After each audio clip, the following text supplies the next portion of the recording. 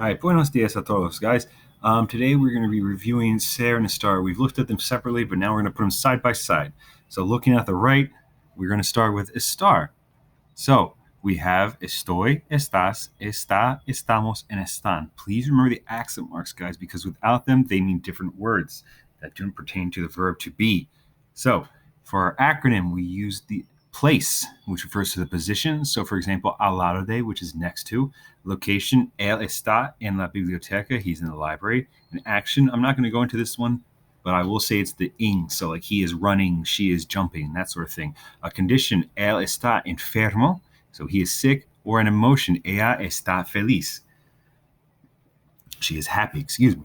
So, one thing to remember that these are temporary things. So you're not something might always be not always be next to you. This guy won't always be in the library. You go to the cafeteria.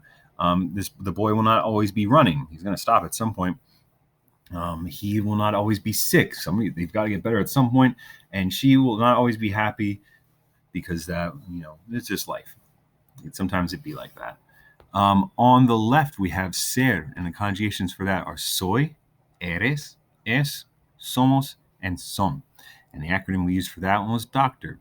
So for descriptions, él es alto, an origin, yo soy de Delaware, a characteristic, ella es inteligente, a time, son las 8:30, an occupation, ella es enfermera, she is a nurse, and a relationship, ella es mi tía, she's my aunt, or él es mi padre, he is my dad. And these are the permanents, because those kind of things aren't going to change. This guy will always be your dad, she will always be your aunt.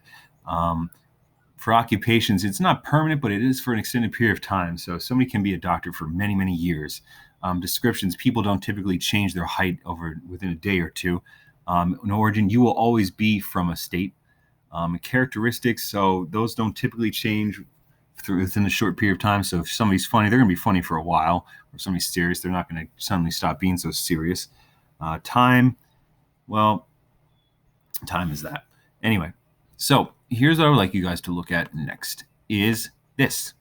So as you can see, I have some words in the middle of these two columns of ser and estar. They are alto, feliz, doctor, las 8:10, de Delaware, al lado de, which we said is next to, and enfermo, which is sick.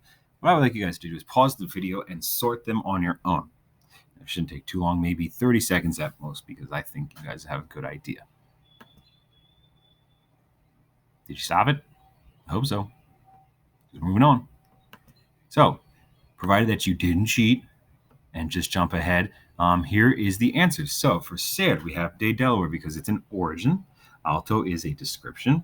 A doctor is an occupation. And las 8:10 is a time. On the right side, we have estar for feliz, which is an emotion.